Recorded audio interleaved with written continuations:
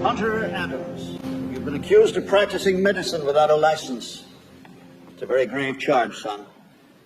Are you aware that it's unlawful to practice medicine without a medical license? Yes, sir, I am.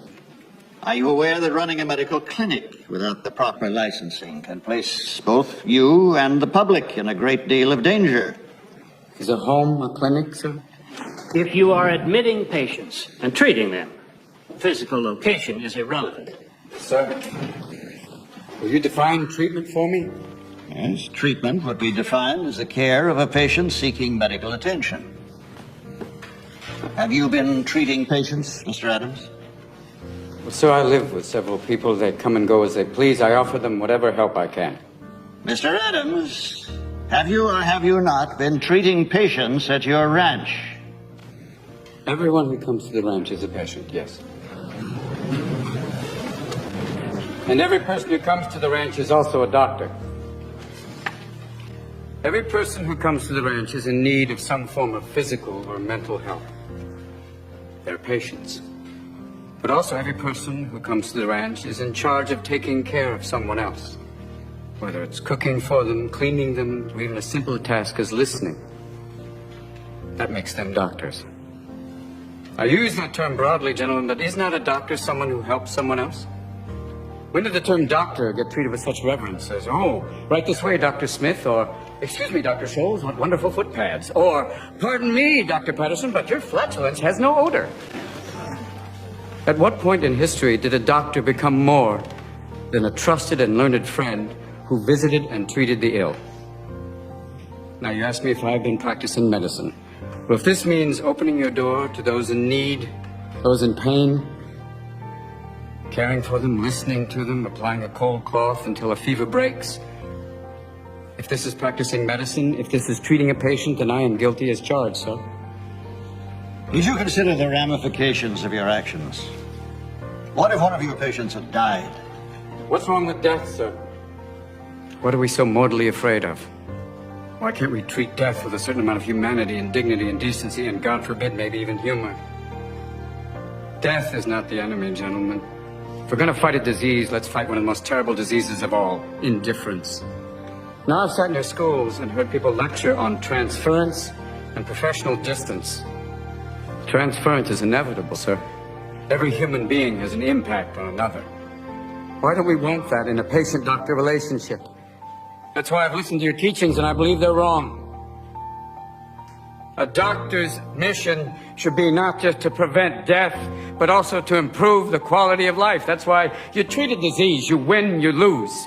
You treat a person, I guarantee you'll win, no matter what the outcome. Now here today, this room is full of medical students. Don't let them anesthetize you. Don't let them numb you out to the miracle of life. Always live in awe of the glorious mechanism of the human body. Let that be the focus of your studies and not a quest for grades, which will give you no idea what kind of doctor you will become. Mr. Adams, please turn and don't press wait the till you're on the ward to get your humanity back. Start your interviewing skills now. Start talking to strangers. Talk to your friends. Talk to wrong numbers. Talk to everyone. Shit. Mr. Adams! And cultivate friendships with those amazing people standing in the back of the room. Nurses that can teach you. They've been with people every day. They wade through blood and shit. They have a wealth of knowledge to share with you. And so do the professionals you respect. The ones who are not dead from the heart up. Share their compassion. Let that be contagious. Mr. Adams, I demand that you turn and address the board. Sir, I want to be a doctor with all my heart. I wanted to become a doctor so I could serve others. And because of that, I've lost everything. But I've also gained everything. I've shared the lives of patients and staff members at the hospital. I've laughed with them. I've cried with them. This is what I want to do with my life. And as God is my witness, no matter what your decision today, sir, I will still become the best damn doctor the world has ever seen. Now, you have the ability to prevent me from graduating. You can keep me from getting the title and the white coat. But you can't control my spirit, gentlemen. You can't keep me from learning. You can't keep me from studying. So you have a choice. You could have me as a professional colleague, passionate, or you can have me as an outspoken outsider, still adamant. Either way, I'll probably still be viewed as a thorn. But I promise you one thing. I am a thorn that will not go away.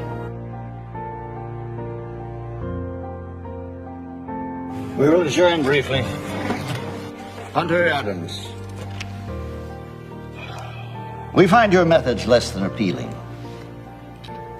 Your appearance and your demeanor do not reflect what we believe is necessary to earn a patient's trust and respect. You openly accuse us of adhering to time-honored practices that for years have been the backbone of the entire medical institution.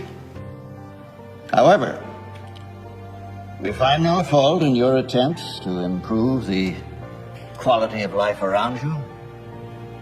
We find no fault in your desire to expand upon existing medical practices and theories. We applaud your love of the patient. Your grades are among the highest in your class, and therefore we find no merit in the decision to block your graduation from medical school. Now, along with your crass and disdainful behavior, you carry with you a flame, which one could only hope would spread through the medical profession like a brush fire. And, Dean Walcott, in the future, I think matters like this could best be solved if you yourself would practice a little excessive happiness.